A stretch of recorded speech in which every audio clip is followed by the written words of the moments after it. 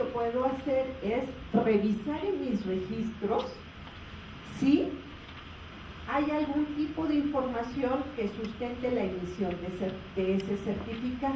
Entonces lo que hicimos fue nombrarlo como un proceso de validación de certificados de estudios. Y les decía yo, pues el número de solicitudes de validación se ha incrementado de verdad de manera exponencial en los últimos años. ¿Por qué? Hay varias cosas que están influyendo.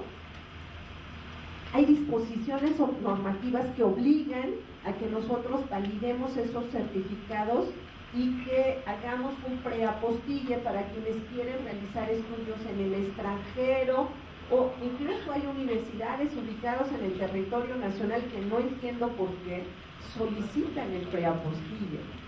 El preapostille y la legalización del certificado únicamente es requerido para quienes van a realizar estudios en el extranjero.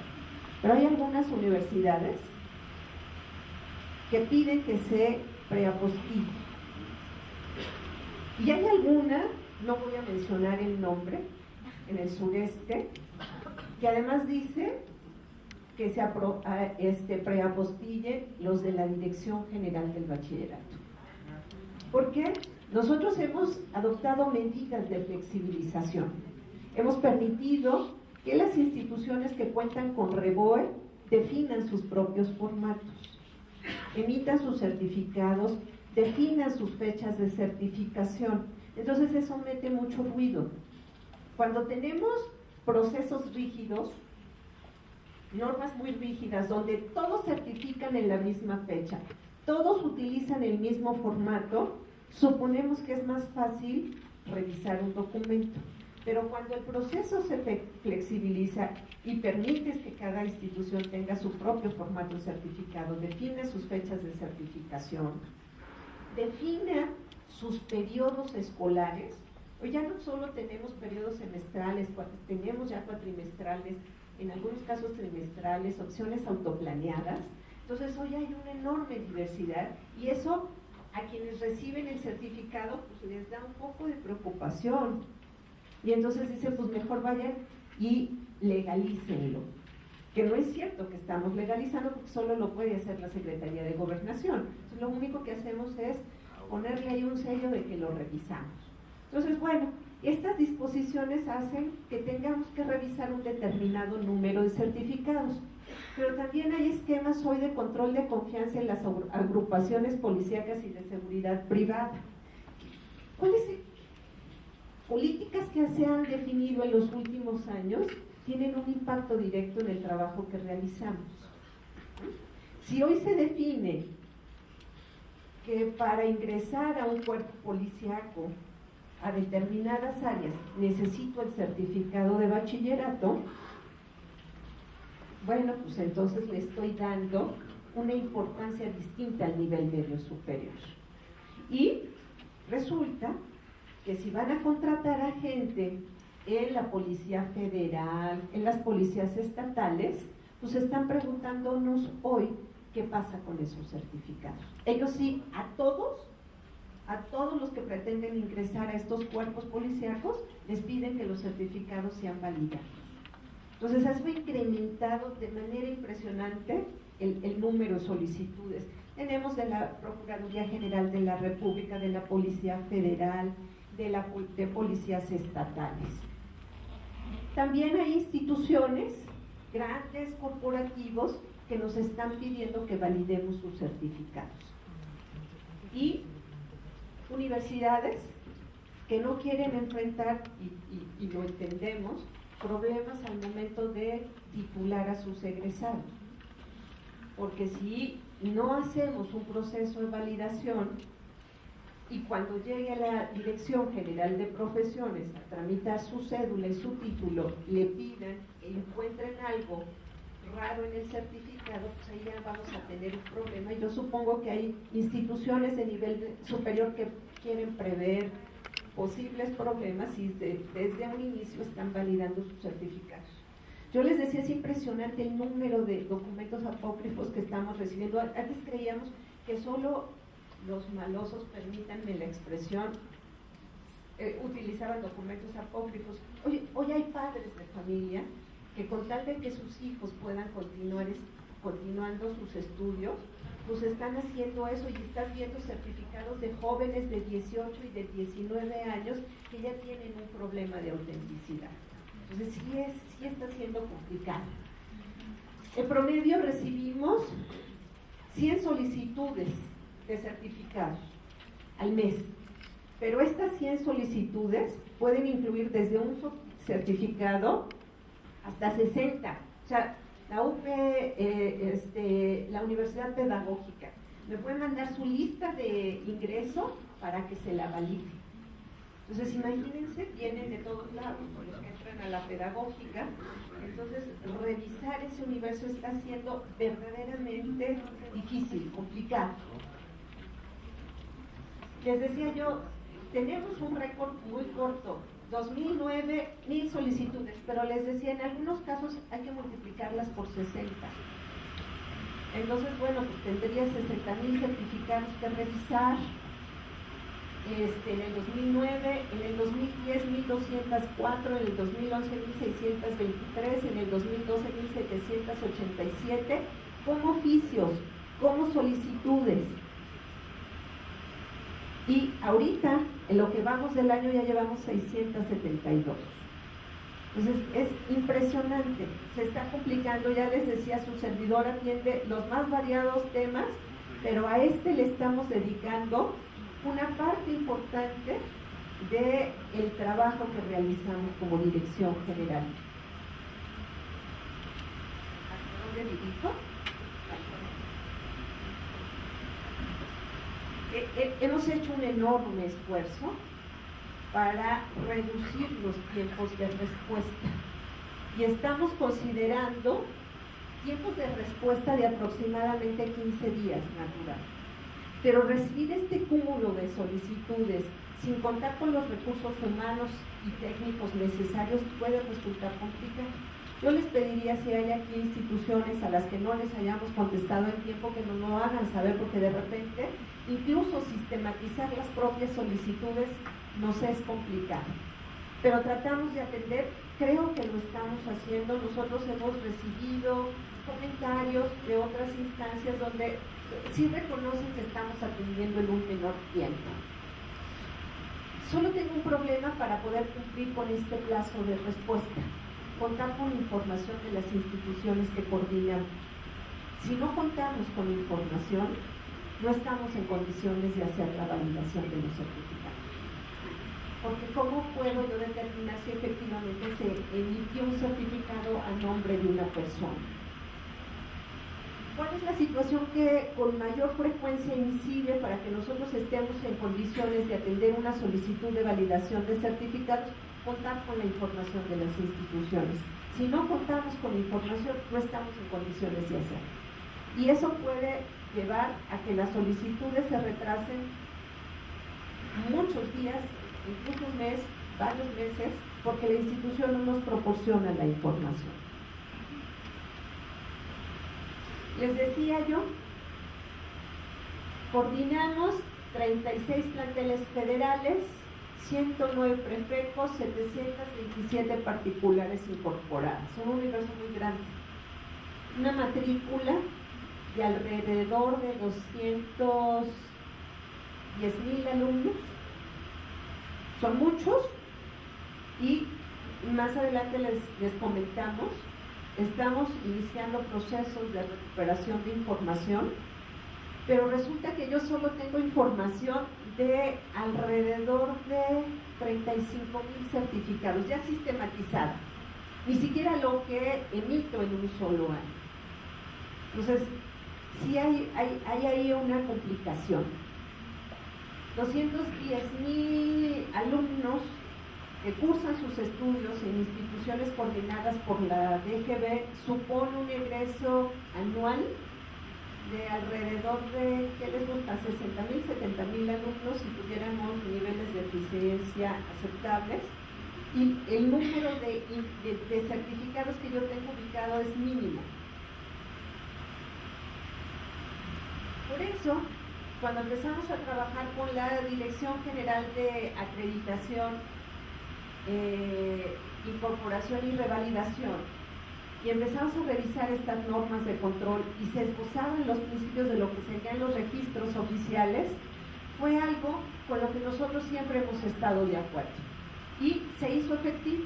El año pasado se modifica la Ley General de Educación y se establece como responsabilidad de la Autoridad Educativa Federal regular, coordinar y operar un registro nacional de alumnos, docentes, instituciones y centros escolares, así como un registro nacional de emisión, validación e inscripción de documentos académicos. Ya es una obligación de ley el que se deban de conformar registros oficiales, registros de alumnos, de docentes, de instituciones y, me parece importantísimo, de documentos académicos que nos permitan darle certidumbre a este tema. Emiten la modificación a la ley es del año pasado y las normas de control escolar que se emitieron en julio, agosto del año pasado, del 2012, ya considera y hace operativa la disposición de la ley. Ya establece que los particulares están obligados a proporcionar información de sus alumnos y de sus certificados. Ya establece cuál es el tipo de información que se tiene que proporcionar, los plazos, y incorpora un tema también muy importante, la protección de datos personales, porque cuando estamos hablando de alumnos inscritos en nuestros planteles, pues estamos hablando de personas de las que nosotros somos depositarias de su información personal y en términos de la ley de protección se consideran datos confidenciales. Ya las normas de control escolar que hoy están vigentes consideran todos estos temas. Y en el caso de la Dirección General del Bachillerato, les decíamos, desde antes que se hiciera la modificación a la ley, cuando iniciamos este trabajo de revisión de las normas de control escolar, nosotros veíamos la complicación y les voy a dar algunos antecedentes. ¿Por qué nosotros decíamos es necesario contar con registros? Les decía yo, tenemos instituciones a todo lo largo del país y de distinto tipo. Hay instituciones que están mejor dotadas en recursos, hay otras que no tanto. Y sobre todo las que tienen las mayores carencias, de repente pudimos identificar que no reconocían la importancia de los archivos de control escolar. Su servidora tuvo la oportunidad de visitar algunas instituciones educativas y les preguntábamos dónde están sus registros de control escolar. Y nos decían en el archivo muerto. ¿Cómo que en el archivo muerto? Los archivos de control escolar son archivos vivos, vigentes. Tienen que conservarse mientras la institución esté operando, porque en cualquier momento alguien se presenta a solicitarme un duplicado, a que le valide su certificado. Hace poco recibimos un requerimiento de un juzgado. Dime cuál fue el acta de nacimiento que sirvió como sustento para la emisión de certificado. ¿Por qué? Pues porque el acta de nacimiento y el certificado que se emite en muchas ocasiones son mostrados como pruebas en distintos tipos de juicio, de paternidad, de pensión alimenticia. Entonces, bueno, pues los juzgados nos pueden pedir lo que se les ocurra. Esta escuela de la que nos preguntaban va a cerrar, cambia su función y afortunadamente pues todavía tenían sus archivos, entonces pudimos entregar. Que además el juez, el Ministerio Público, la Procuraduría, me puede dar 24 horas para contestar, ¿no? Entonces, a ver, búscate a la escuela, échense un clavado a los registros ¿Y qué sucede en instituciones que consideran que los registros son archivo muerto? O que los metieron en una bodega a la que nunca más entraron y que cuando entraron se dieron cuenta pues que tenía filtraciones y todo se mojó y todo se perdió. O llegó la inundación de Tabasco y entonces arrasaron con los registros. Hay una complicación muy de verdad fuerte, porque además, en los términos que hoy se emiten los certificados de media superior, ¿qué hacemos si no ubico la trayectoria académica del alumno? ¿Cómo emito el duplicado? O sea, si no conozco en qué periodo, cuántos créditos, sus calificaciones, no estoy en condiciones de emitirla. Entonces, bueno, nosotros sí consideramos que es necesario avanzar en la conformación de los registros oficiales.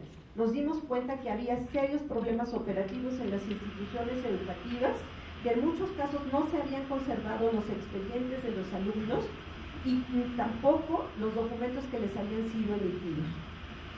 Y si además los quiero conservar en físico en este momento resulta complicado, tenemos que hacer un esfuerzo para sistematizar la información y para digitalizarla.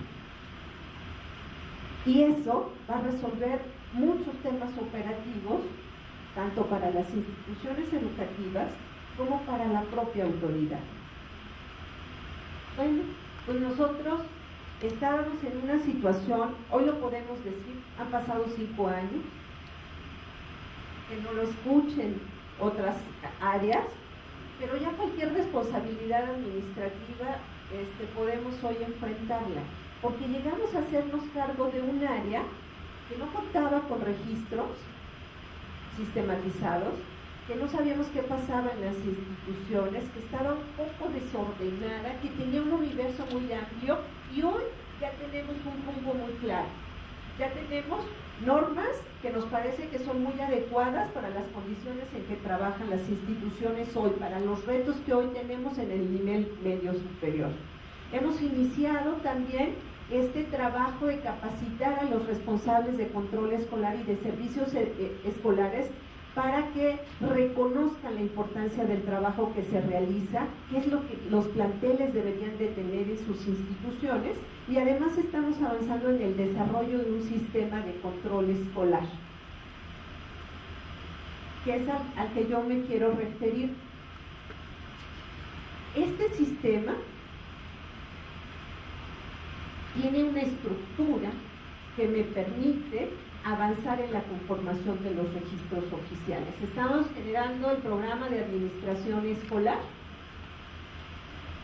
Les decía yo, les daba datos estimados de matrícula, porque el día de hoy no conozco el universo total de la matrícula que atienden los planteles coordinados por la DGB. Entonces tengo que hacer estimaciones. Me puedo ir a la estadística oficial, al 911, para identificar la matrícula, pero yo tengo mis observaciones con respecto a la 911. ¿Qué tan confiable es la información que registramos?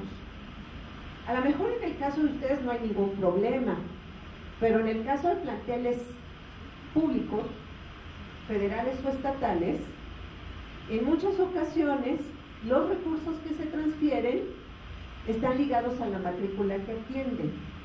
Entonces yo no sé qué tanta certeza tenga en el dato de matrícula que registro. ¿Cuál sería la mejor fuente para identificar cuál es la matrícula? Pues un registro alumno por alumno. Pero hoy, de las más de 800 escuelas que coordinamos, no todas han registrado su información, alumno por alumno. Varias situaciones aparentemente se están presentando. Iniciamos el desarrollo de este sistema, la arquitectura, la definición de objetivos, los propósitos, por ahí de mediados de 2010, No teníamos nada como Dirección General del Bachillerato. Había por ahí un sistema desarrollado en el 96 que ya no funcionaba, que solo abarcaba un universo muy pequeño del total de escuelas que coordinamos.